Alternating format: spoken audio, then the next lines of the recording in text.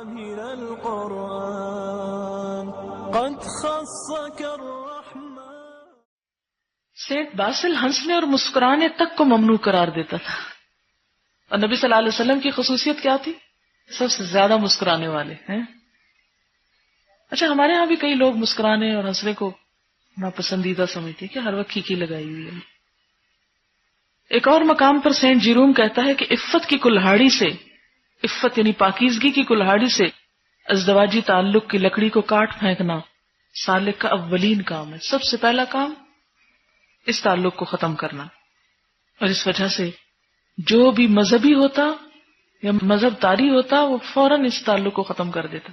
آج بھی لوگ یہی سمجھتے ہیں نا، لیکن اسلام نے کیا کہا کہ حلال اور جائز دائرے میں سب ٹھیک ہے، اور اس پر کوئی لمٹ، کوئی حد مقرر نہیں رکھی.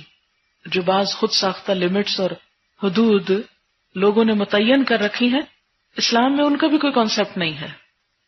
آپ کو پتا ہے، بات تو بڑی آکورڈ لگتی ہے کہنے میں، لیکن اس لیے کہہ دیتی ہوں کہ دوسری طرف اسلام کا نقطہ نظر سامنے آئے کہ ایک حدیث میں آتا ہے کہ اگر بیوی تنور پر بھی اور شوہر اس کو بلائے تو اسے شوہر کی بات سننی چاہیے. کیونکہ ہمارے ہاں بھی ہندوانہ اور عیسائی تاثرات اور اثرات سے شوہر اور بیوی کے تعلق کو ایک کتنا مکروہ تعلق سمجھا جاتا ہے کہ شادی کے بعد دونوں ایک جگہ اکٹھے بیٹھ کے کھانا نہیں کھا سکتے. کئی جگہوں میں نے یہ رواج دیکھا ہے. ان کے بیڈ ساتھ ساتھ نہیں ہونے چاہیے، اس کو بے حیائی قرار دیا گیا. اور اسی طرح دوسروں کے سامنے آپس میں بات نہیں کر سکتے، ہنس نہیں سکتے، مسکرا نہیں سکتے. یہ سب خود ساختہ باتیں ہیں. اور اس کی وجہ کیا ہوتی؟ شوہر بیوی سے ہمیشہ شاکی کہ بیوی کولڈ ہے، یہ ہے، اور اس قسم کی چیزیں. اور اس کے نتیجے میں شوہر صاحب کہیں اور نگاہیں جمائے ہوئے. ظاہر جب اپنی بیوی کو مسکرانا حرام ہے، بات کرنا منع ہے، پاس بیٹھ کے کھا نہیں سکتی، اکیلے نہیں بیٹھ سکتے لوگوں کے سامنے، جب یہ ساری خود ساختہ پابندیاں آپ لگائیں گے عفت و پاک دامنی کے نام پر، تو ظاہر ہے کہ پھر شوہر تو اپنے لیے کچھ اور تلاش کر لیں گے. تو یہ بچپن سے لڑکیوں کے دل میں اس قسم کی خود ساختہ پاک دامنی بٹھائی جاتی ہے.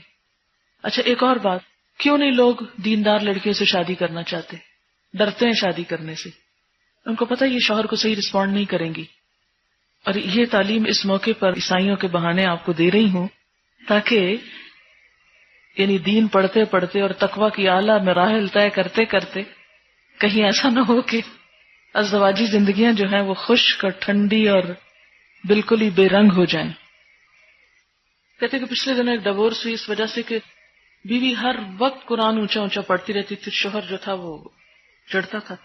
ظاہر ہے کہ اب ایک شخص قرآن پڑھ رہا ہے اور قرآن کا ہمارے دلوں میں جو ایک تقدس ہے، تو کس وقت وہ اس کو اس چیز کی طرف دعوت بھی کب دے گا کہ وہ تو قرآن پڑھ رہی ہے، تو سوچ ہی نہیں سکتا. تو بعض اوقات عورتیں جب میرے پاس آتی، ہمارے شوہر بالکل پسند نہیں کرتے ہم قرآن پڑھیں، بالکل پسند نہیں کرتے درس پر جائیں. تو میں سوچتی ہوں کہ بات کیا ہے، وجہ پیچھے کچھ اور ہے. یعنی ابھی تو سٹوری میں اس کی سن رہی ہے نا، اگر اس کی سنیں، بعض اوقات دونوں طرف کی سننے کا موقع ملا ہے.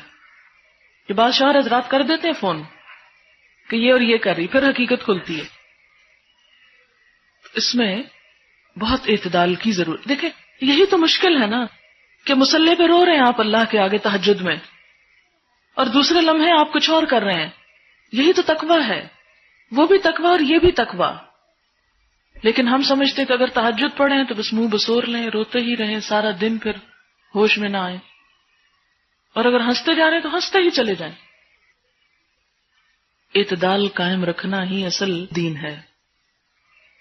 یہ ایک بہت اچھی بات انہوں نے کی کہ ایک اور مشکل یہ ہے کہ حضور صلی اللہ علیہ وسلم کی زندگی کا جو یہ آسپیکٹ تھا اس کو شرم کے مارے دکھایا ہی نہیں گیا، بتایا ہی نہیں گیا. اور بعض لوگوں کو یہاں تک میں نے کہتے سنا کہ حدیث کی سب کتابیں جلا دو، یہ تو فحاشی سے بھری پڑی ہیں، اور کسی کو حدیث نہ پڑھنے دو، اور کسی کو فقہ نہ پڑھنے دو، سے بڑی بے حیائی کی باتیں کی ہوئی ہیں. اور یہ ہو ہی نہیں سکتا کہ حضور صلی اللہ علیہ وسلم ایسے ہوں.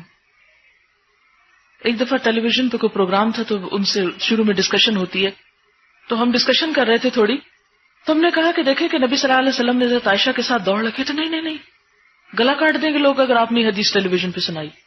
کیوں گلا کاٹ دیں گے؟